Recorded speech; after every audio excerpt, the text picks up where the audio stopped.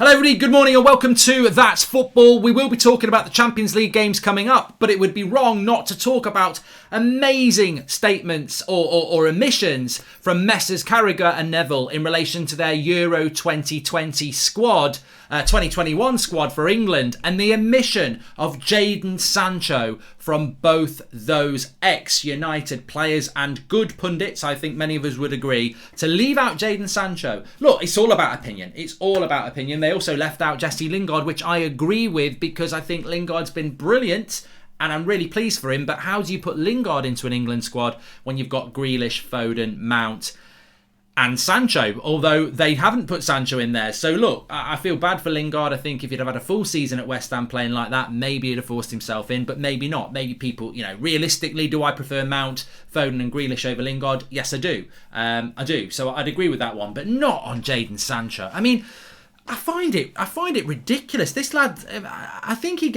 look, hands on heart. I have got one. Hands on heart that I haven't watched Bundesliga football this year. I haven't watched La Liga football this year. I'm happy to be honest and say that. But when I say I haven't watched it, it doesn't mean I haven't been keeping an eye on Dortmund, especially around Jaden Sancho, Erling Haaland and Jude Bellingham. I've watched the highlights. I've seen how they've been doing, and Jaden Sancho's not had a bad season. I was talking about this the other day. I think there was a clip on from another channel where they were saying Sancho's done nothing this season. He's not done nothing this season. He's actually started off a little bit slow, didn't get his move for Manchester United, but he's got loads of goals, loads of assists in both the Champions League and in the not the Premier League. And I think that's the problem. It's not in the bloody Premier League. I think some of these pundits and some of our fans don't watch anything below the top six in the Premier League. If you haven't scored against the top six in the Premier League, you've had a shit season.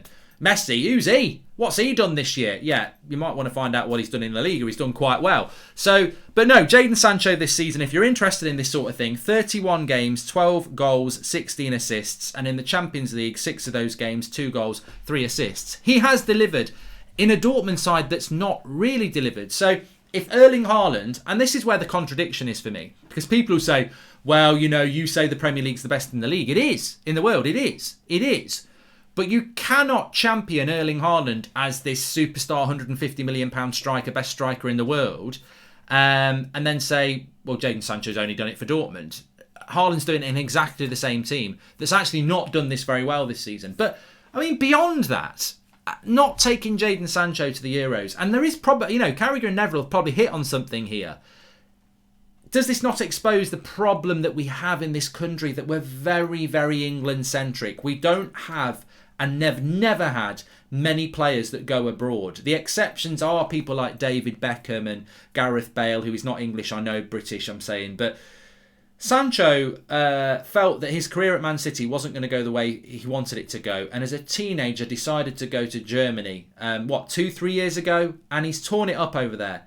An Englishman in Germany, a teenager in Germany. Not many people would do that. That shows character, and he's shown quality. I think he's shown the attributes that you want in an England squad. And also, he's the only player, apart from Trippier if he gets picked, who plays outside of the Premier League. I think that in itself is really important when you are playing non-English sides. So that little bit of continental experience would be invaluable. But for me, he goes on pure ability. I agree that in an England shirt, he hasn't necessarily torn it up. But not many England players do tear it up because we're managed by somebody who likes to park the bus.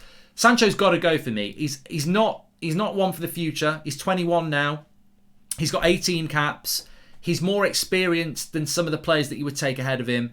And I think that it's damaging to Sancho not to take him in a tournament like this and go, you've not quite made it, when it can only be, really, you're not playing in England. I think this is totally and utterly about out of sight, out of mind. And because people aren't paying attention to what he's doing, then he's not going. And I think the same thing could happen to Bellingham. And I sort of understand the Bellingham one a little bit more. But again, Bellingham is, 17? He's gone from Birmingham City to play Champions League football at 17 in a much better league than the Championship. And we're not going to take him because, Calvin Phillips is doing it for Leeds in the mid-table. And I'm not saying Phillips shouldn't go. But I actually think Bellingham and Sancho deserve probably more of a plane ticket for England, wherever they're going to go in the Euros, because they've gone and done it as teenagers in a different league, and they're challenged to do that.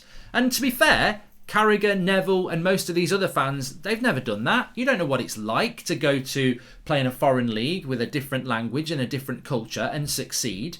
Is it not easier for Bellingham to succeed in a Premier League side or Sancho to succeed in a Premier League side than what they've done? I think respect needs to be put on their names, and I certainly think Sancho should be one of the first names on the sheet. But look, maybe they're onto something with that. We'll have to wait and see. Interested to know what your comments are, because I appreciate it's about opinion. I do like Carragher and Neville, but I disagree with them on this, and I think it's a little bit blinkered, to be honest with you. Having said that, it's all about opinion, and their opinion is that they're not going to take a player. I'm not going to say that they're wrong for that. I personally think they are wrong. I suppose I am saying them wrong. But it's their opinion, of course it is. And look, good names have not got to go. They didn't take Ward-Prowse. I think Ward-Prowse should go. And as I said, they didn't take Lingard. So they didn't take Eric Dyer, and he's definitely going to go. So they're probably going to have to not take Grealish, who must go. So get your comments in below on that. With regards to the Champions League, very excited. We've got the watch-alongs tonight on the channel. I'll be watching both games, Liverpool, Madrid and Dortmund City. And obviously you've got PSG Bayern tomorrow and Chelsea Porto.